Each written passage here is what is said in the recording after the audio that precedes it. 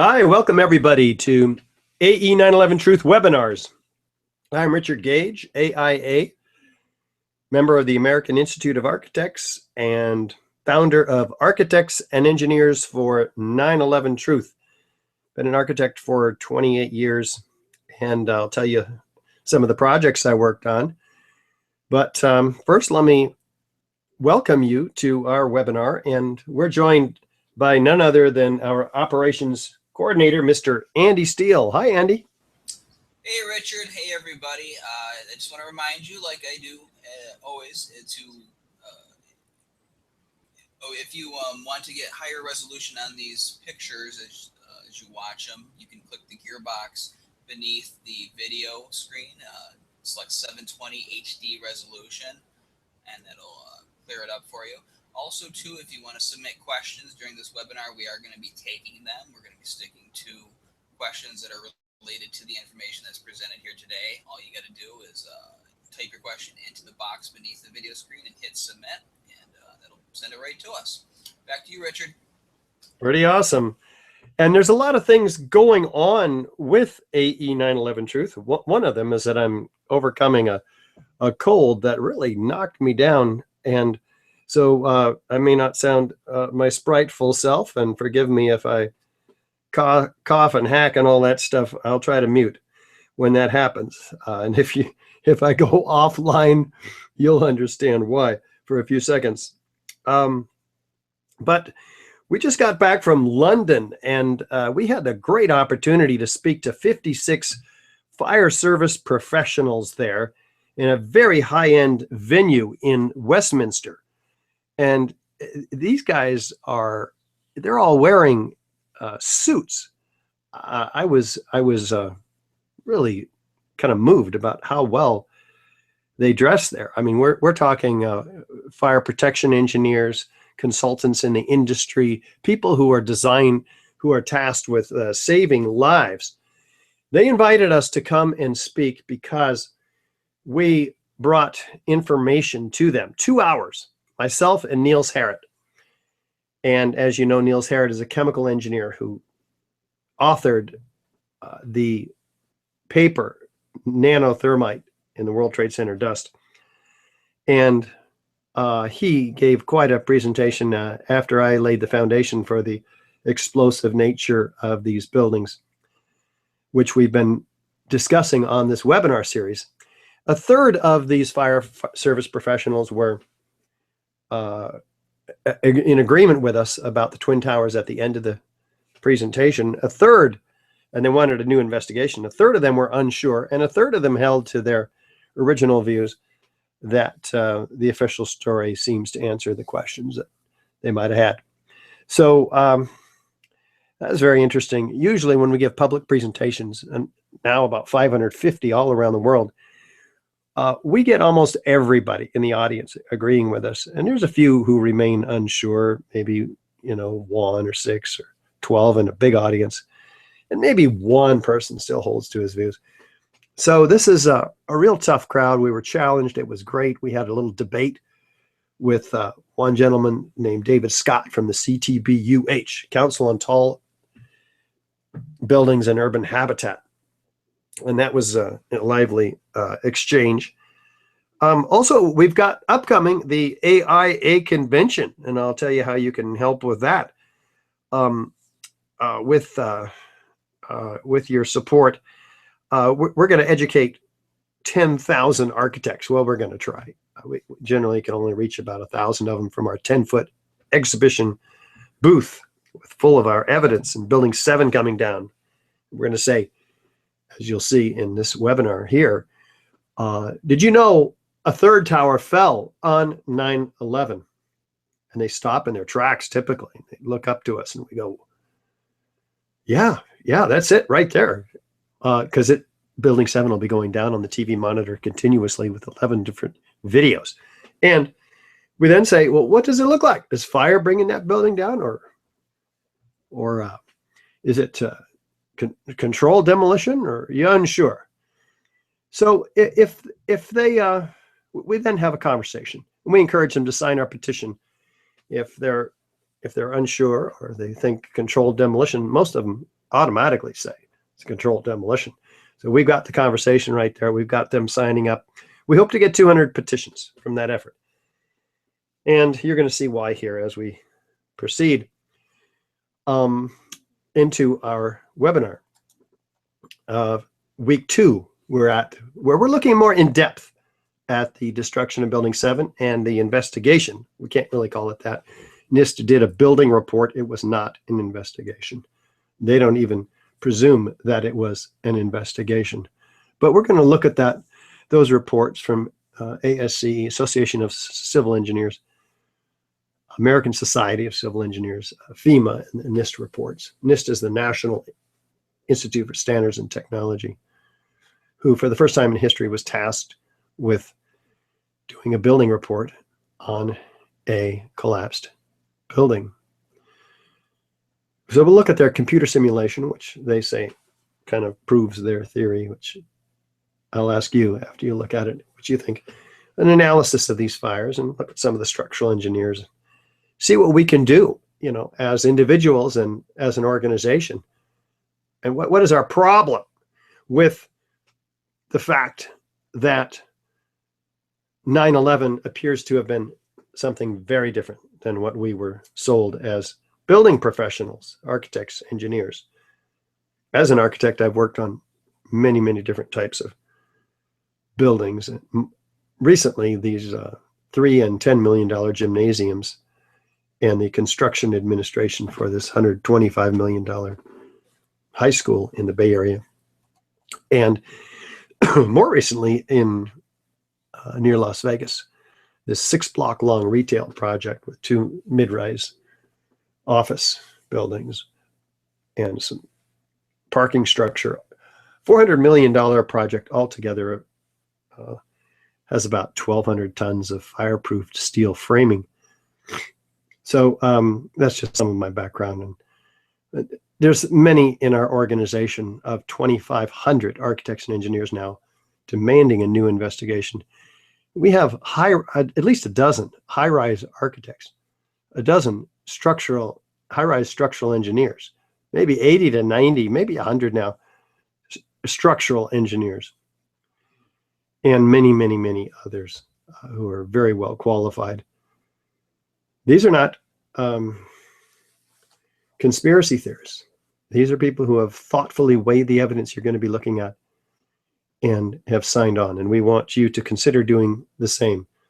Here at our website, Architects and Engineers for 9/11 Truth, AE911Truth.org. If you're not watching on the actual website here, if you are, feel free to browse around and look at some of the evidence, the frequently asked questions, videos, etc. Because we're going to be looking at the scientific method today. And we formulate a question when we have it. How did the towers come down? Well, we do some background research, make some observations. How have other towers come down? We construct a hypothesis. We make predictions based on that hypothesis. That's our best guess. A hypothesis is a guess. It's not a proven thesis yet. So maybe they came down by fires. Maybe they came down by controlled demolition. All of the hypotheses are laid out, objectively looked at, tested with experiments. The results are analyzed. If the hypothesis is corroborated, we report the results in an open, transparent manner so all can build on the body of the work that we do. This is the real beauty of the scientific method. It's objective. We don't insert our own bias or agenda into it. Our work is backed up by others in a peer-reviewed process.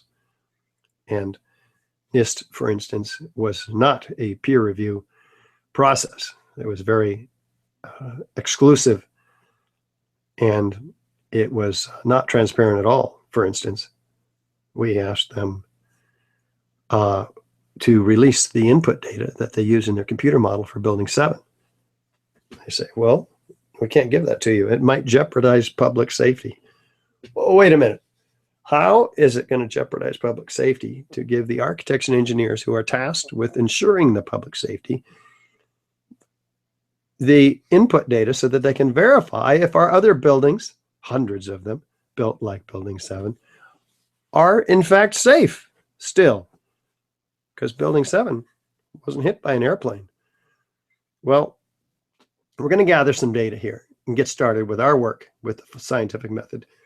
Last week, we looked at, in week 1, it wasn't last week, it was, you can see the archive on our YouTube channel, many of the different forces that destroy buildings, including fire, of course. We found that it's an organic process that moves through the building every 20 minutes or so, moving on, looking for fresh new fuel sources, and it burns out. If a building is going to come down due to fire, it'll start with large, gradual collapses, or small, maybe here and there. It's not going to come straight down through the path of greatest resistance through the thousands of tons of structural, well, in the case of a high-rise building, structural steel. But no high-rise has ever collapsed, as we'll see, due to fire. And we'll find out why, too, as we proceed here with Jonathan Barnett, one of the official supporters of the story that came out on very shortly after 9/11. The way in which steel-framed buildings behave in fires depends on their construction. In this test, done by British Steel in 1995, a large amount of typical office furniture was burned to see what would happen to the heavy steel beams that supported the ceiling. When steel is bare, when it heats up, it gets weaker. It's not that it melts in a fire. In fact, the fires, normal fires, are not hot enough to melt steel. Even if you were, for example, to use an unusual fuel like... Take a look, just a moment, at all of this fuel. So in addition to all the desks and chairs and rugs and things you have in an office, we're talking about a ton of kindling to create a 2,000-degree fire in the largest test ever made in Cardington, England, in 1995. So this is fascinating. So let's keep going. Kerosene, you cannot achieve temperatures hot enough to melt steel. But what happens is it starts to lose its strength. And as it loses its strength, it starts to sag. It becomes softer and sags and can no longer support the load. This was the largest test of its kind ever conducted. It showed how unprotected steel can be distorted, even by a normal office fire. But as is typical in steel buildings, the structural beams only slowly and progressively warped and sagged.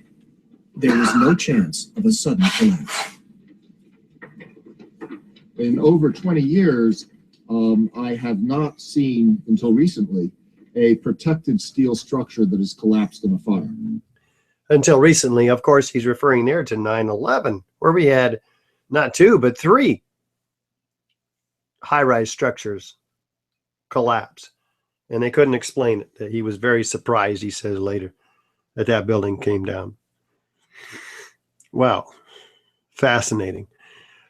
Let's take a look at Building 7. You know, most architects and engineers know nothing about the 3rd worst structural failure in modern history.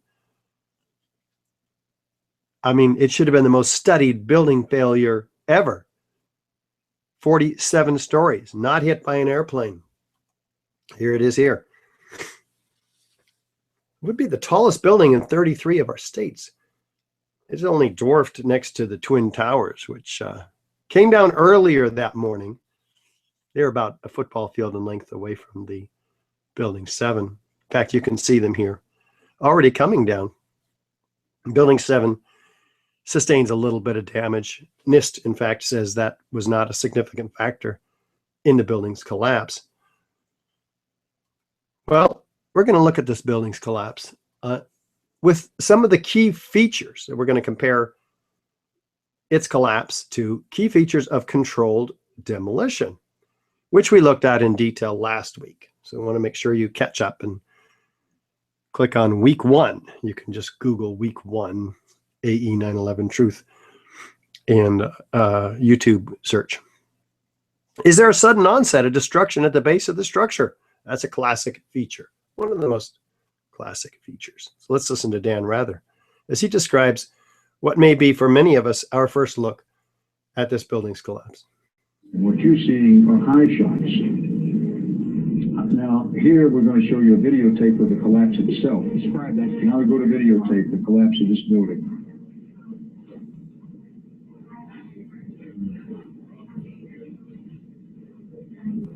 It's amazing. Amazing, incredible, pick your word. For the third time today, it's reminiscent of those pictures we've all seen too much on television before, when a building was deliberately destroyed by well-placed dynamite to knock it down. Well, that's very helpful. Thank you, Dan, for using your intuition, your experience, having seen many of the old hotels in Las Vegas, for instance, on TV come down. It looks exactly like that. It's a valid reference. But Dan never repeated this observation after 9/11. In fact, most of us have never seen Building 7 come down at all on mainstream TV. And that is unconscionable. It was a huge mystery for those of us who found out about it. In my case, 4 years later, when I was driving my van away from the back home to the office from a construction observation, and I'm listening to David Ray Griffin on the radio, and I'm just shocked. So he said there's a third tower that went down on 9/11. What are you talking about? I would have heard about this. I'm an architect. We're shocked how many architects have not heard about this third tower.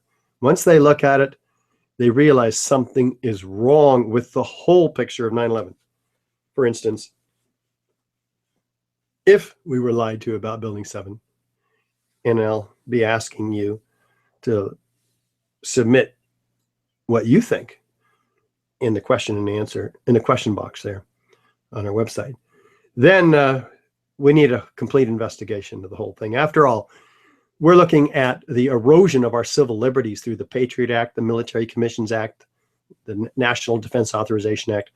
We're looking at the invasion of 2 countries, Afghanistan and Iraq, killing 2 million people, losing at least 7,000 soldiers.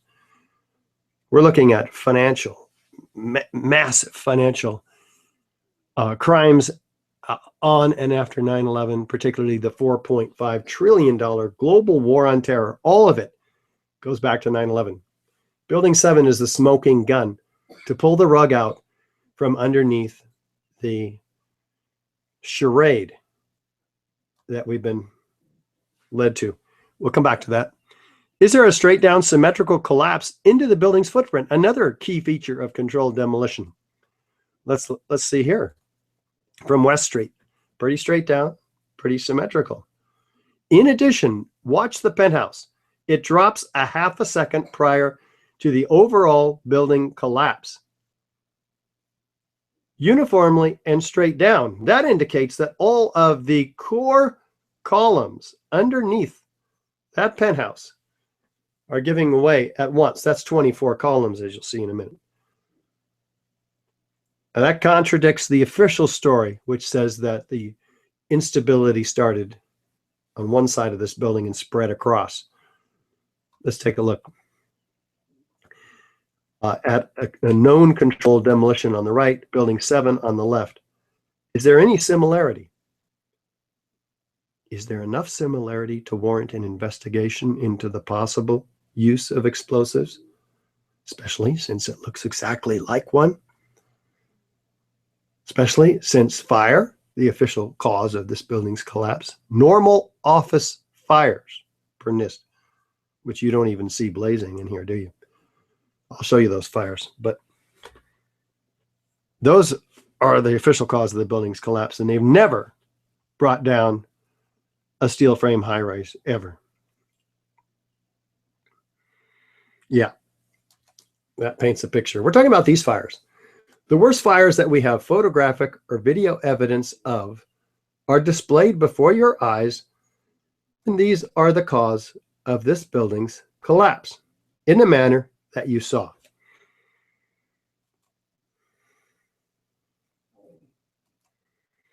On the left, you see about 2:30 p.m. burning on the 12th floor. On the right, about 3 p.m.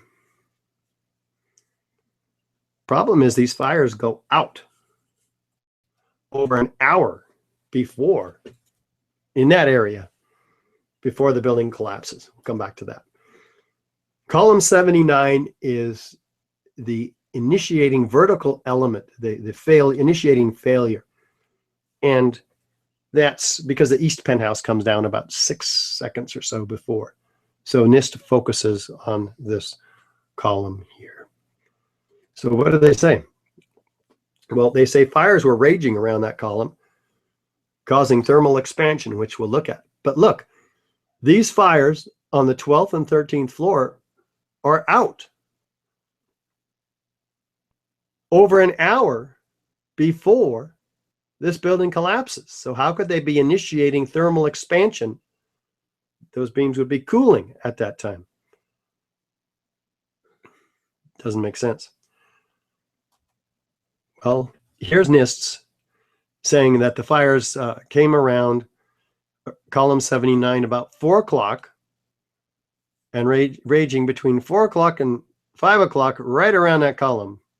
But that's not what the photos show at all. They show more like the fires moved and they moved over to the east about 4 o'clock away from column 79, as you see in the photos. So that betrays NIST's theory too. There's about 12 betrayals of NIST's theory here. I'll give you about 10 more right now. NIST says these 50-foot long beams expanded, pushing this girder off of its seat on this column, causing this floor 13 to fall on 12, 12 on 11, 11 on 10, etc., causing the internal failure of this building in this area, and then that travels laterally through the core and across the other side of the building, and then the whole building comes down, as you see in the video. Well, none of that could be true for a variety of reasons. First of all, the fires are out. Second of all, even if the fires stayed in this area, they could not have expanded these beams. They're fully fire protected for at least 2 hours. And fires don't last that long. They last about 20 minutes in a given area. Well, these beams couldn't have expanded even if they weren't fire protected enough to push this girder off of its seat, because they would have expanded in both directions equally. In fact, the perimeter on the left side at the outside of the building would have expanded more. So what does NIST do in their computer model? They force the expansion of these beams artificially by heating them up in 1.5 seconds to their full high temperature, which in a computer model forces the shear studs, which are the vertical pins that make a composite structural system between the concrete deck above and the beam below. So then they say these beams push this girder laterally. Well, that couldn't happen because this beam has shear studs according to the Frankel shop drawings. They're not the actual shop drawings, but they're built from the shop drawings, and they show shear studs, as you can see here. 30 studs along this girder. NIST says those were missing, and that's why this girder was able to be pushed laterally. Well, even if this girder was able to be pushed laterally, it wouldn't have fallen off of its seat on this column because there's not enough horizontal expansion capability in these beams to push it that far. So what does NIST say? They say, well, this bottom flange folded once it got about 5 inches pushed over. Well, that couldn't happen because there are stiffeners, as you can see right here, which would keep this flange from folding if this girder were pushed to the right. In fact, those stiffeners are shown here in the shop drawings, and NIST omits them very conveniently to make their theory work. So what they say then is, well, this floor fell on this floor. Well, that couldn't happen because there are 3 other very heavy-duty girders framing into that very heavy column. And if this girder failed, this floor could not have fallen anywhere near this floor. And even if it did, you wouldn't have a pancaking collapse because this would just be hanging down.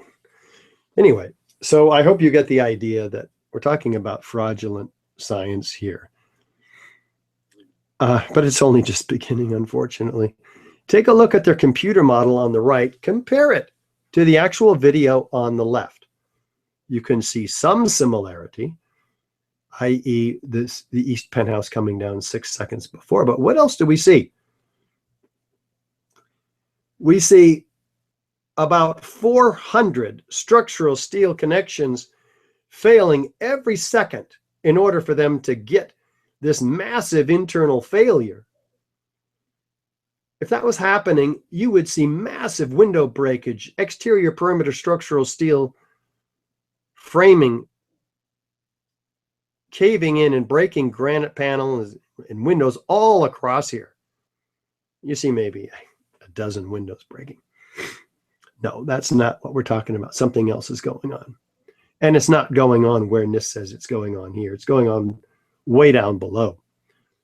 Also, this computer model stops 2 seconds after it starts, and they don't show us the rest why. It begins to tip over. It has massive structural steel warpage down below, which we'd expect in any kind of a natural collapse. So their computer model's actually behaving a little better in some respects than the building, more naturally, let's say. So this is why we've got to have a real investigation. By the way, look at the top penthouse. We saw that top penthouse failing uniformly. In a computer model, it doesn't. Something else is going on there. Well, it falls nearly into its own footprint. The center of this pile is centered in the block. So that's a key feature of classic controlled demolition. How does that happen? How do they bring a building straight down, uniformly, symmetrically, into its own footprint? Well, another feature of controlled demolition is a cause, is that these core columns, 24 of them, have to be removed virtually all at once in order to first make sure that to bring the penthouse down first. That creates a hole into which the perimeter is then pulled over the top of. That's how you get a nice neat pile in the center of the building's footprint. Well, then a half a second after that, you have to take out all of the perimeter columns. Now, you have to do that on each of 8 floors. So how does fire have that level of precision? And I'll show you why I mentioned 8 floors in a minute. Because this building's coming down very fast. As fast as anything can drop out of the sky with no resistance underneath it. What happened to the 40,000 tons of structural steel in this building? It gave way, and NIST actually acknowledges the free fall. This is not in dispute. For a third of this building's 7-second collapse, it is in free fall, and NIST acknowledges it only after being challenged publicly by David Chandler, an AE911Truth member, physics teacher, who documents very carefully the free fall of this building. That means not one column gave any resistance to the collapse of this building. What happened all of a sudden, in a fraction of a second beginning, to those columns? Well, NIST doesn't acknowledge that. They just said it came down at free fall. Wow, that's a major omission, resulting in the total dismemberment of the steel structure.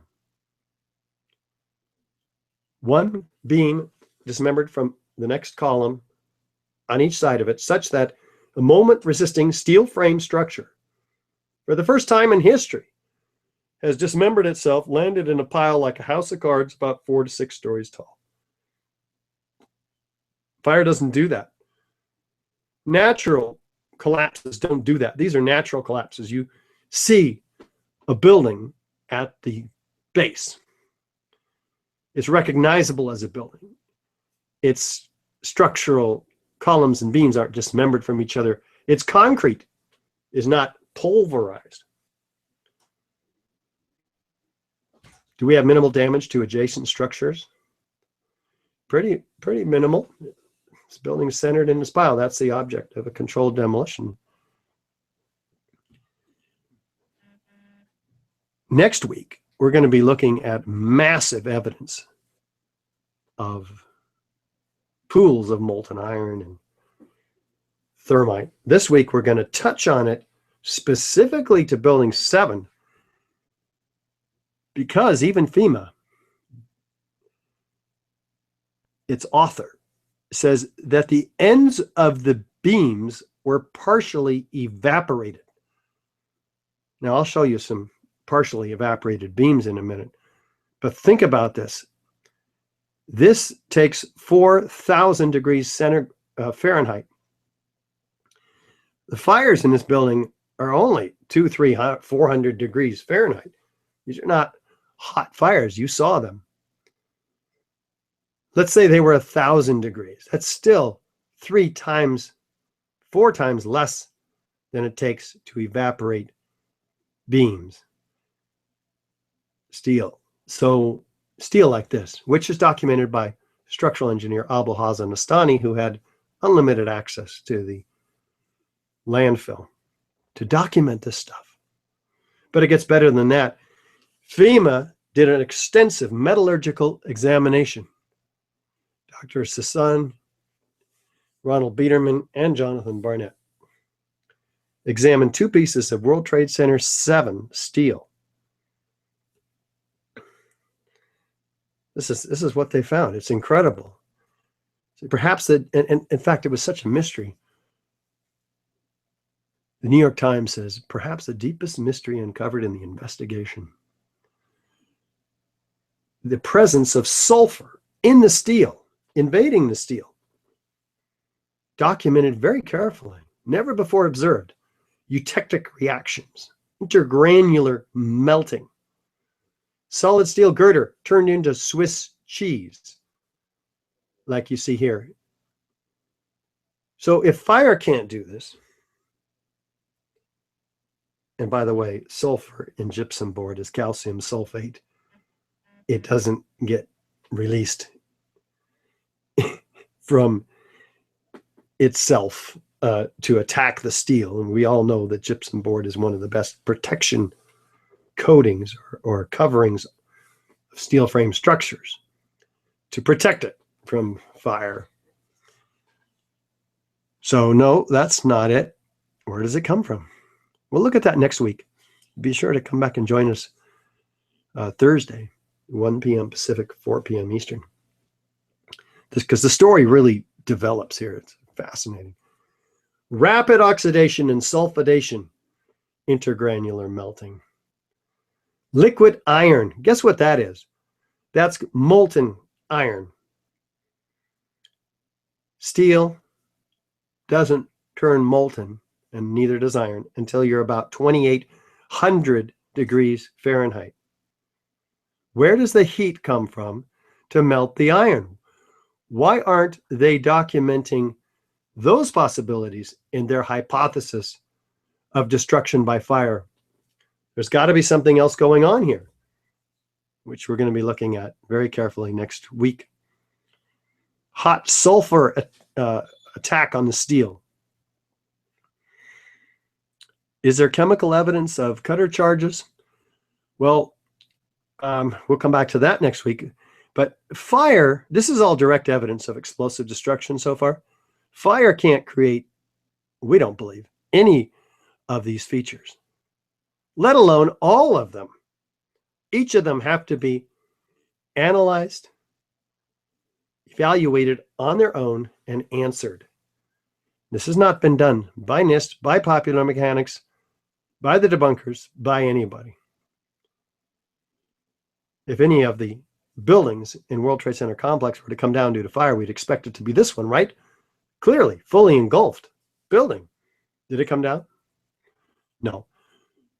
Fires don't bring protected steel structures down.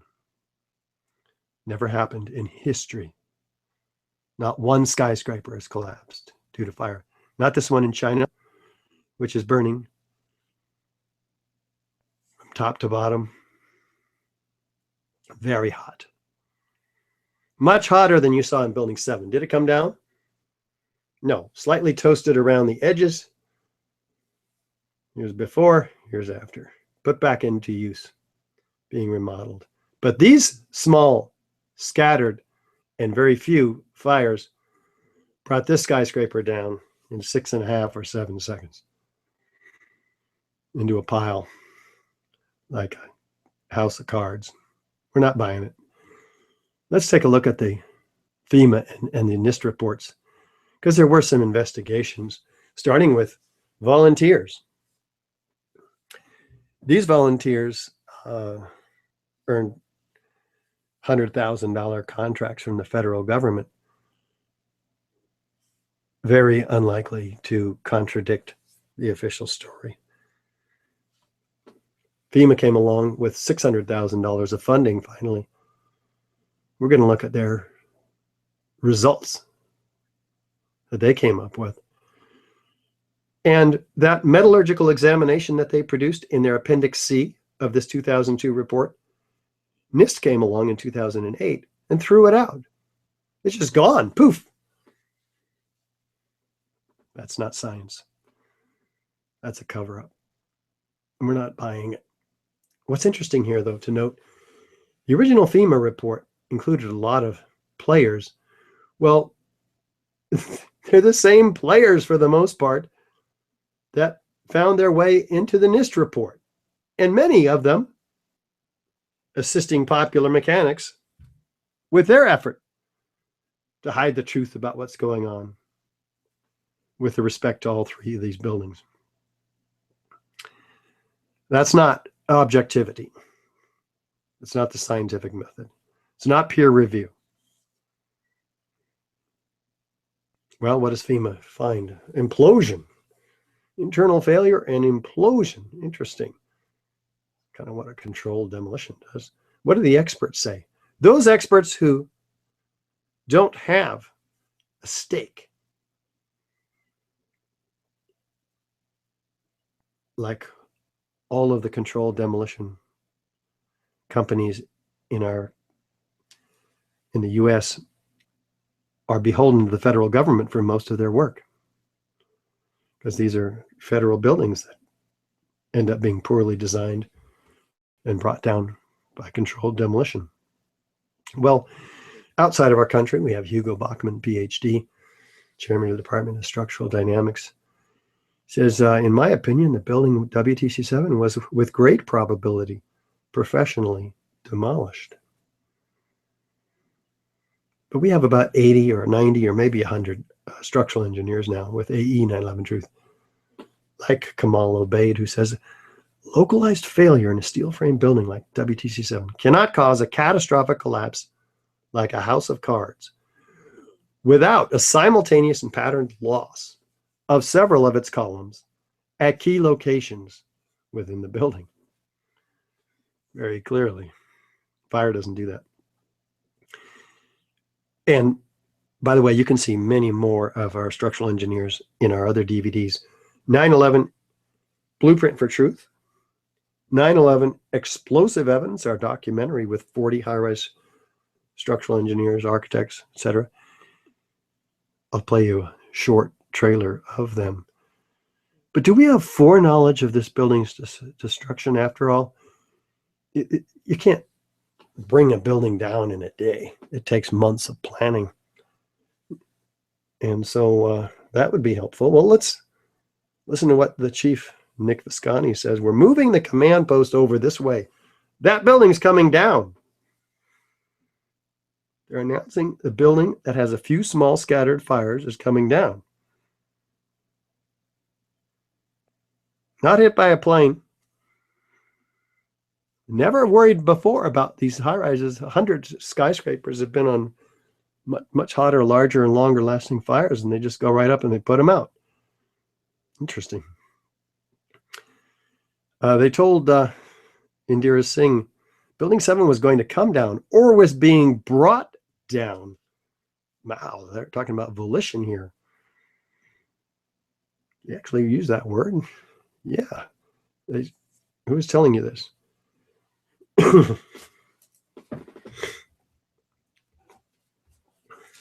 Well, she confirmed that. But listen to these construction workers and police walking away from Building 7, having heard an explosion behind them, looking at the building, and then looking straight into the CNN camera and saying this. You hear that? Keep your eye on that building. That thing coming down. The building is about to blow up. Moving back. All right, guys. We are looking back.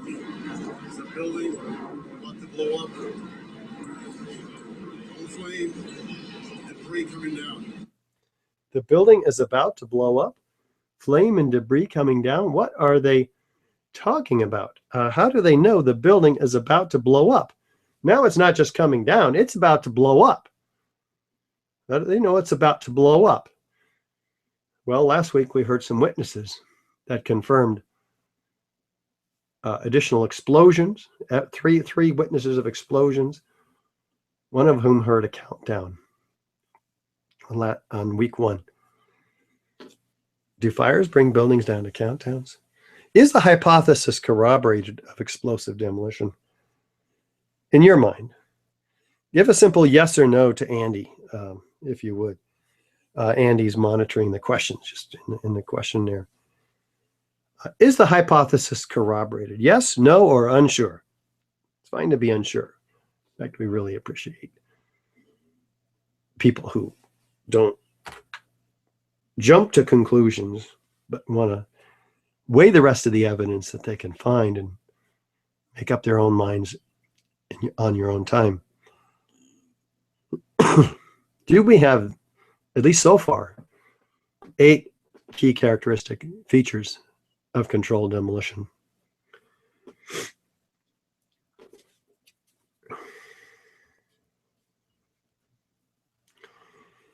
Is this direct evidence of explosive destruction?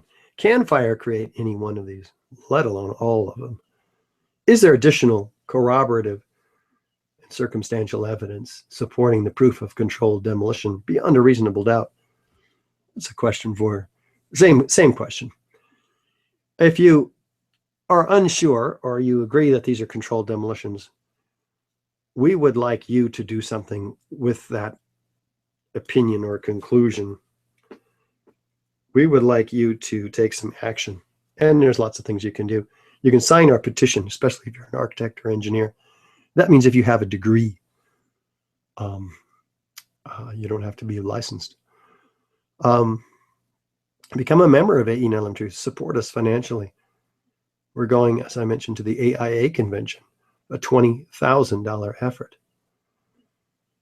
And we've got to be funded to do things like this on behalf of our country, because we're really talking about something even more serious. As serious as the loss of 3,000 lives As serious as the loss of buildings, which make other buildings in our country and around the world seem more vulnerable. The implications of controlled demolitions are much more serious. They indicate that there's elements in place that we need to find. And the only way we can really do that, who's responsible for this, is through a path of justice. The path of justice starts with a new investigation of these 3 towers. That's our focus. That's our mission. That's what we need you to help us with. You can do that by supporting us and becoming a volunteer. In fact, Andy, you've got some ideas for what people can do at home, right? Certainly. We have lots of volunteer projects going on here at AE911Truth. We need lots of people to help us get them accomplished. So if you are moved by this evidence, if you want to do something about it, then simply go to the top of this webpage that you're likely watching the webinar on now. It's AE911Truth.org. Click the tab that says what you can do. And there's another tab that will appear that says volunteer. So you click that and fill out the volunteer form, and we will be in touch with you and see what you want to do. Back to you, Richard.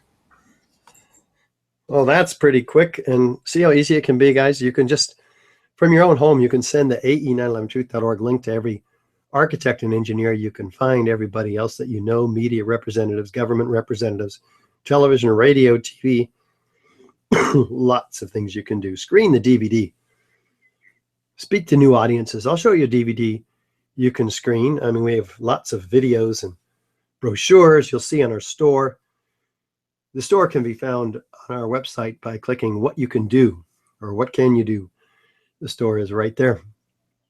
Well, one of the things we're doing is contracting for a $250,000 effort with Leroy Halsey, one of the top forensic structural engineers in the country from the University of Alaska.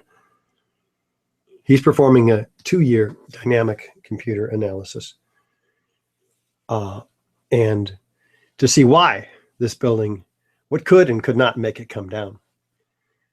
This is peer reviewed. This is open architecture.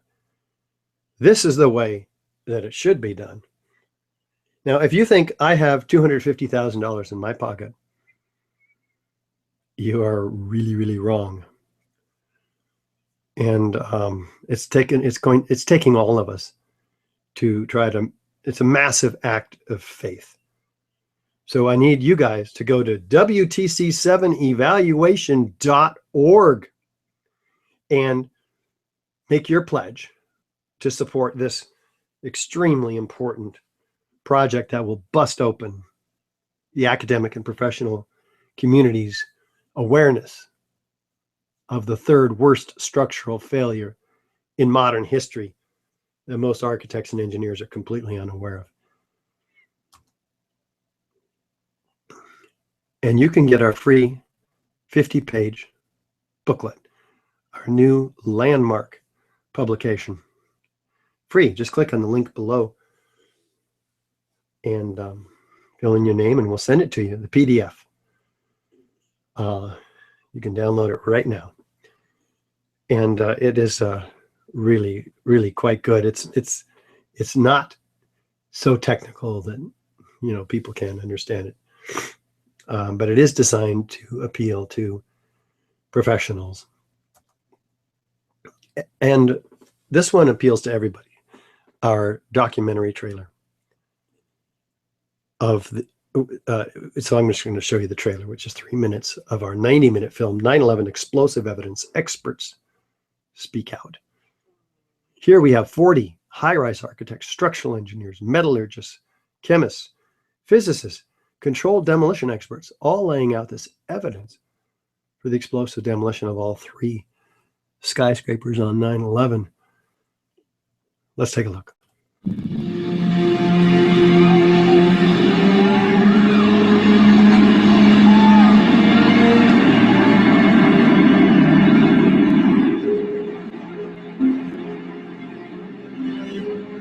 don't want to be involved in conspiracy theories. I know that there are lots of them. They can go on. We can speculate on that forever. What we really need to know is how those buildings came down. World Trade Center 7 collapsed because of fires fueled by office furnishings. It did not collapse from explosives or from fuel oil fires. To undermine scientific integrity is to undermine our democracy. This is what NIST has done, denied and ignored crucial evidence. The American people absolutely need the truth of 9/11. More than 1,500 architects and engineers and 12,000 others, including many scientists, have signed the petition calling for a scientific investigation of the destruction of the Twin Towers and World Trade Center Building 7. The report, issued by the National Institute of Standards and Technology, referred to as NIST, was not valid science. They're talking about a single columnar collapse or failure that resulted in a total collapse of the building. Building number 7 descended in free fall for the first 100 feet, which means that there was absolutely no resistance to the descent whatsoever. So all of the columns really needed to be severed at the same time. The symmetry is the smoking gun. NIST has admitted it went into free fall for 8 stories. You don't need to be an engineer or an architect to see what happened to those buildings. Dit is controlled demolition. Zeker weten. Zeker weten. What I saw was a classic implosion.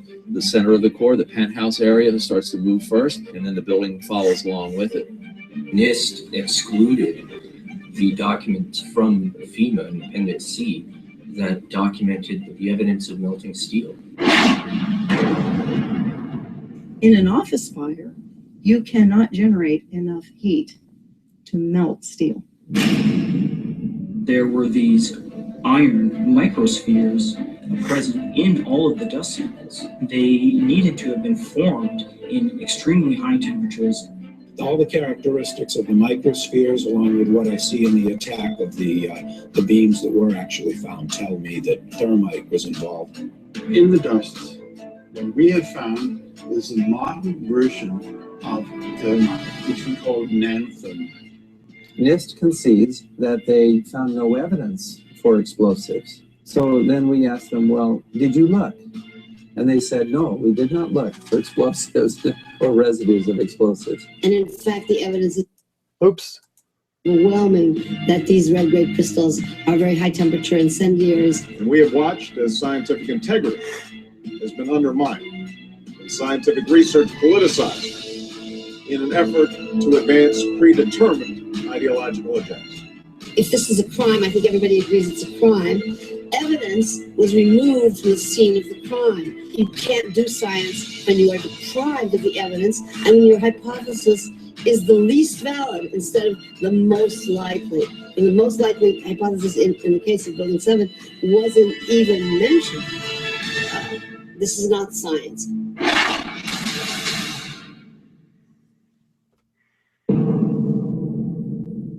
Well, yes, you can screen this film, and it's extraordinary. You can take a look on YouTube. The free 1-hour version is there. Just search on YouTube, Experts Speak Out. It comes right up. And then the 90-minute version, which has some really great and important stuff in it, is available for you on at our store online. So I encourage you to share this, pass it around, get the DVD. Send the link around. It's really important. We did just finish our 2016 Northwest tour from Seattle, Washington, all the way to Great Falls, Montana. And we had a great tour. I took a car around the Pacific Northwest and really reached a lot of people. Radio stations in several of these cities, big and small. We reached tens of thousands of people by the radio. That's one of the important things about the tours that we do. And we've got another tour coming up right after the Philadelphia AIA convention, May 18 to 22, coming right up here in a few days. We'll be going to Florida, where we have 7 stops. And that event page is up on our Facebook page now. And then tomorrow you'll be, those of you who are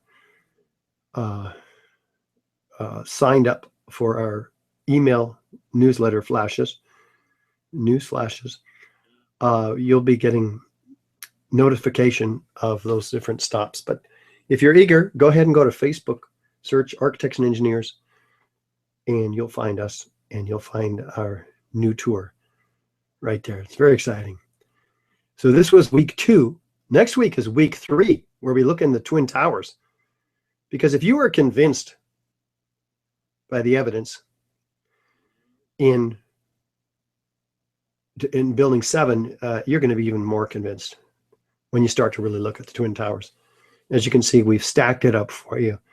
We've broken it down into 2 weeks, 2 different webinars, week 3 and week 4.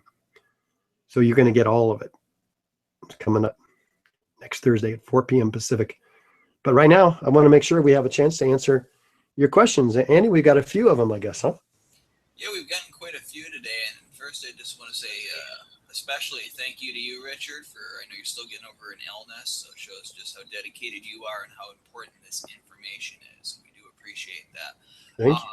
The first question I have today is, do demolition companies agree with our claim that removing 8 floors would be enough floors to bring down Building 7 to the ground?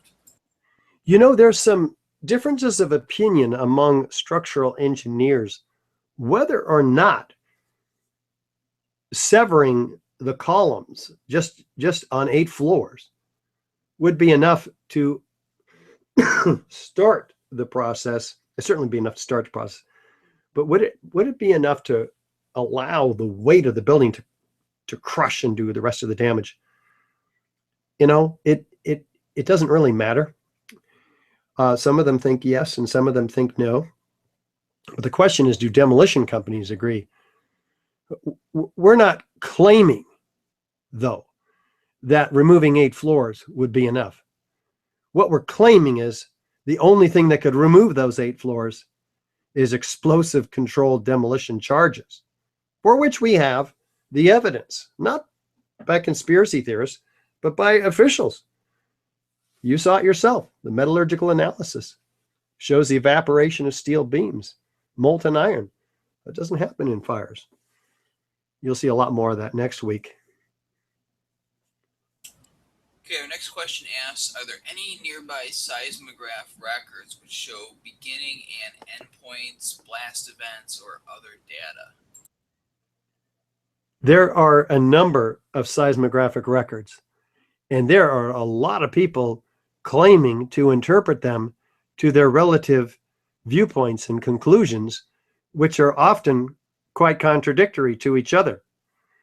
So not being an expert or wanting to delve into that series of rabbit holes and rat's nest of interpretation, I will say that there are plenty of people that I trust. Well, there's a couple of major ones. One is a French seismographer who claims that there indeed was evidence of explosions before Building 7 came down.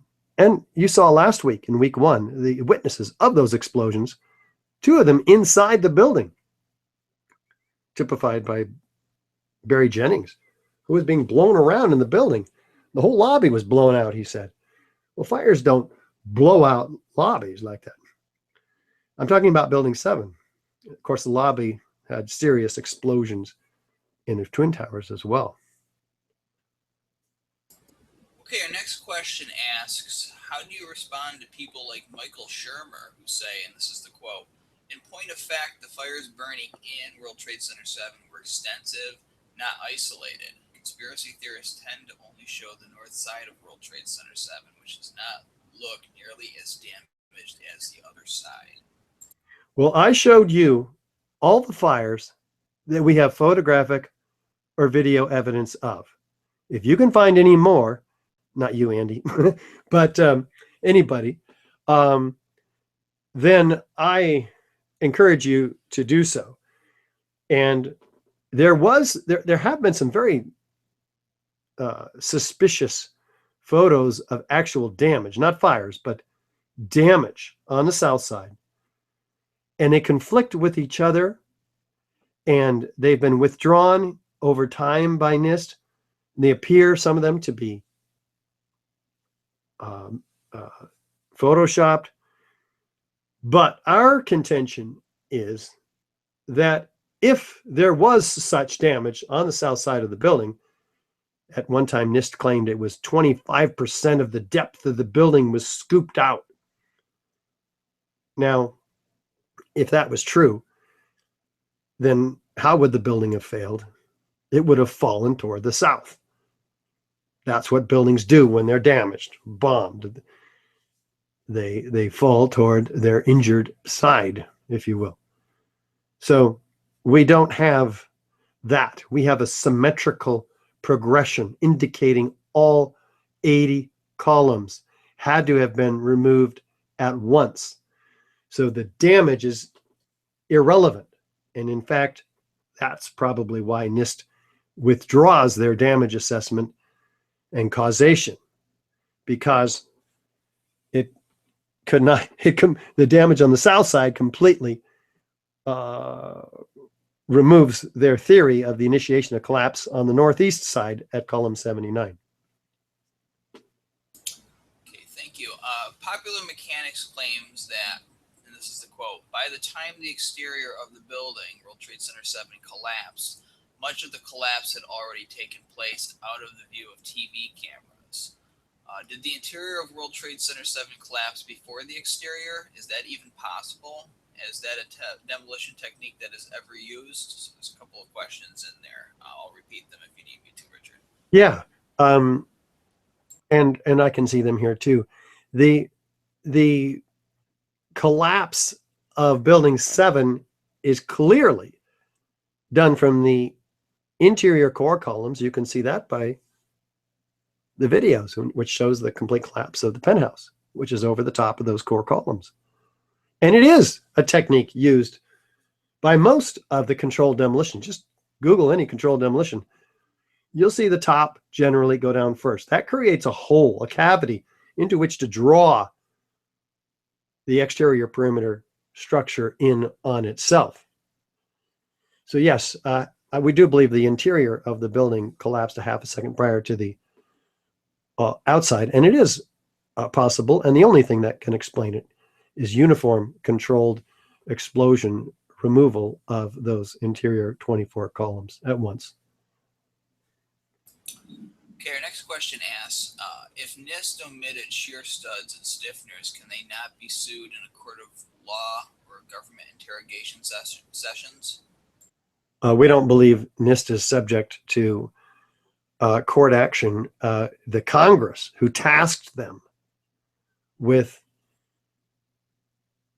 explaining these collapses to the American people, in their charter, a piece of legislation, was actually, it actually said that they can't be sued for this, which gave them some kind of immunity, which what they can be is held accountable by the Data Quality Act. And we have submitted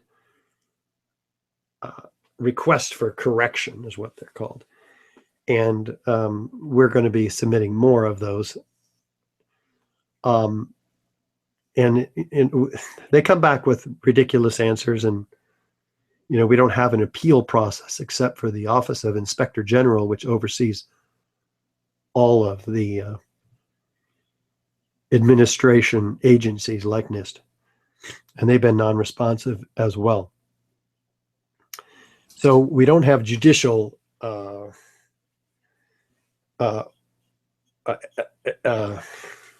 options with regard to NIST. Okay, our next question asks, there's no doubt in my mind about controlled demolition on all the buildings. Aircraft, fuel, and office contents will not do it. My question to the controlled demo experts is how long lead time it takes to covertly set up, wire, and sync this very sophisticated undertaking by highly qualified experts? Well, certainly it would take a team of a dozen operatives a month or more to set and place these explosives. It's certainly not going to happen in an afternoon, despite Larry Silverstein's assertion to the contrary publicly in America Rebuilds, a PBS show in which he actually acknowledged.